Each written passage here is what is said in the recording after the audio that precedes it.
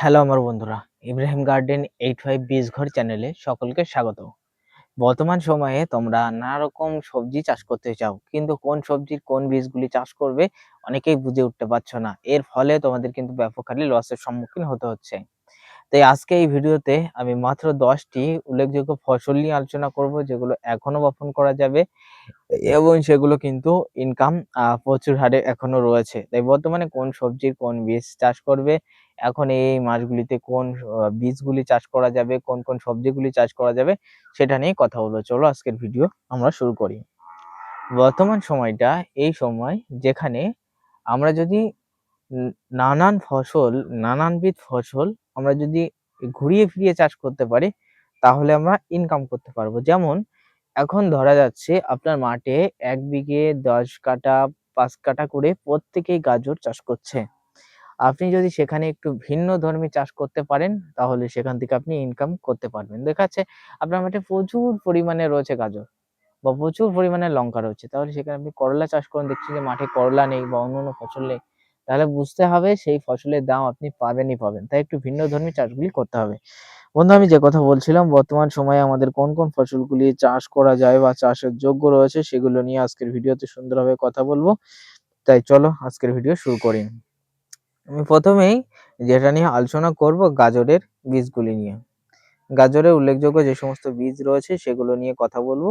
গাজরের উল্লেখযোগ্য বীজের ভিতরে আমরা যে বীজটাকে বারে বারে চাষ করতে বলি চাষিদের, ১ নম্বরে আমরা রেখে থাকি টকিটা। ঠিক আছে? টকিটার এই বীজটা তোমরা যদি চাষ করতে পারো, বিশেষ করে এই টাইমটায়, তাহলে এখান থেকে প্রচুর তোমরা ইনকাম করতে পারবে। কারণ টকিটা ইজ এ বেস্ট একটা কোম্পানি, এবং এই কোম্পানির বীজ যদি চাষ করা যায় তাহলে এখান থেকে ইনকাম করা যায়। তবে এখন বর্তমানে আমরা যে একটা জিনিস ফেস করছি, টকিটা কোম্পানির যে বীজটা বর্তমানে বাজারে এসছে, এই বীজটা কিন্তু চারা হচ্ছে না চাষীদের।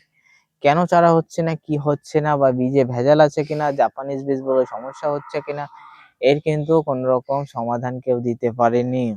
তাই আপনাদের বলবো, বীজ কিনবেন নিজের দায়িত্বে, বীজের ডেট এটা সেটা দেখে তবে কিন্তু ক্রয় করবে।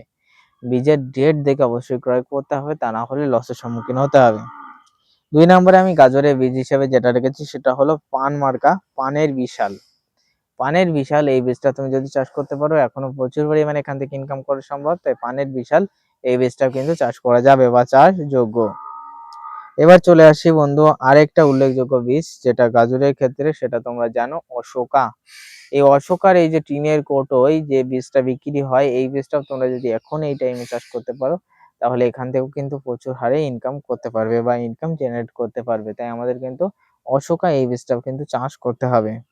এর পরবর্তী চাষ হিসেবে আমাদের কিন্তু এখন চাষ করতে হবে ওলকপি। হ্যাঁ বন্ধু, ওলকপির ২ ধরনের বীজ বাজারে অ্যাভেলেবেল থাকে। ১ নম্বর বীজ হিসেবে আমি চাষীদের বলে থাকি হাইব্রিড বীজ, যেটাকে কিন্তু চারা করে বপন করতে হয় বাঁধাকপি বা অন্য ফসলের মতো।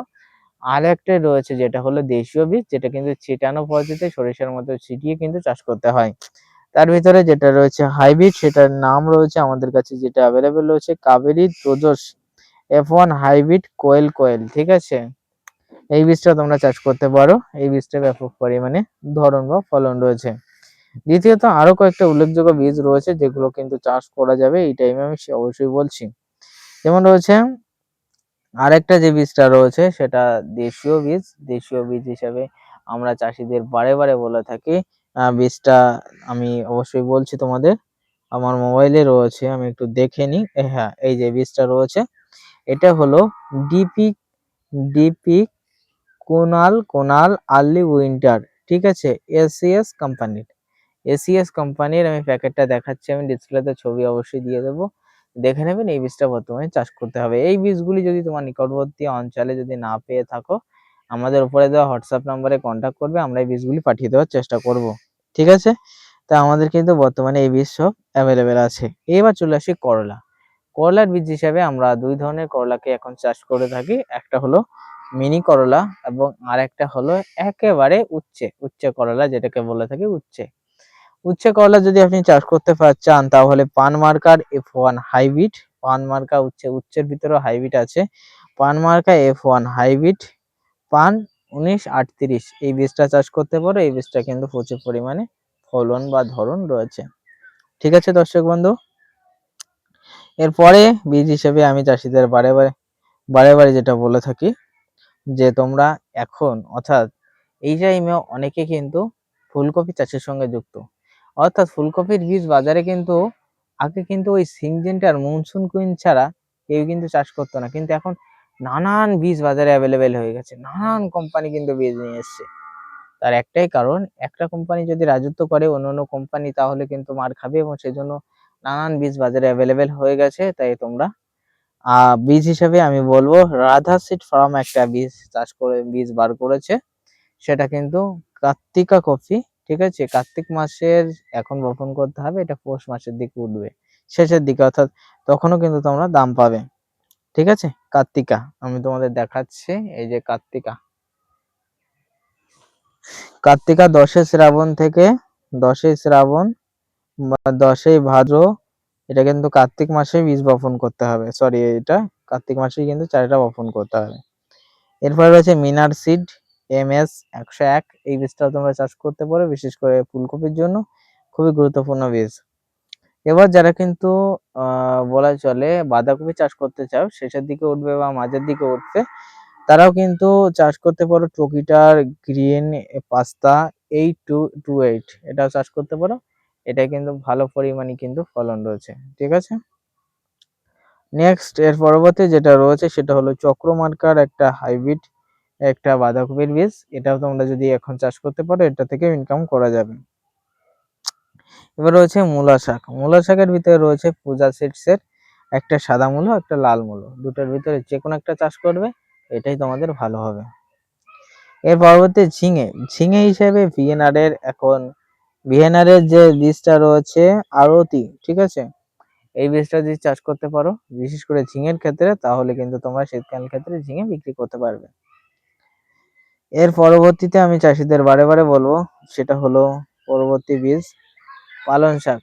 পালং শাকের বীজ হিসেবে আমি বলবো সুমন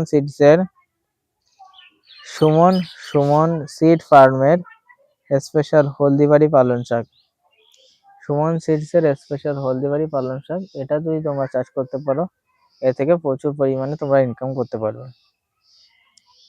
এরপরে রয়েছে তোমরা যদি কেউ ধনিয়া পাতা চাষ করতে চাও এই টাইমে, তাহলে ধনিয়া পাতার বীজ হিসেবে আমি বলবো পান দুর্দান্ত চাষ করতে পারো, ইয়া চাষ করলেও কিন্তু প্রচুর ফলন পাবে। এরপরে ভারত মাতার বীজ ঘর, এখান থেকেও কিন্তু আমাদের বীজ চাষ করা যাবে, এটাও কিন্তু ভারত মাতার বীজ ঘরে তোমরা কিন্তু চাষ করতে পারবে। এটা এই বীজটা কিন্তু পালং শাকের বীজ এবং এটাও কিন্তু ভালো। লাল শাকের বীজ হিসেবে শ্রীরাম সিডস এর বীজ চাষ করতে পারো। গাজর হিসেবে বিট হিসেবে তোমরা পিনকি বীজ চাষ করতে পারো, পিনকি সিড চাষ করতে পারো। এই বীজগুলি বর্তমানে আমাদের কাছে অ্যাভেলেবেল রয়েছে, তোমরা যেটা বীজটা ক্রয় করতে চাও আমাদের উপরে দেওয়া হোয়াটসঅ্যাপ নাম্বারে আমাদের সাথে কন্ট্যাক্ট করবে, আমরা বীজ পাঠিয়ে দেওয়ার চেষ্টা করবো। আজকের ভিডিও এই পর্যন্ত শেষ করছি, প্রত্যেকে ভালো থেকো, সুস্থ থেকো।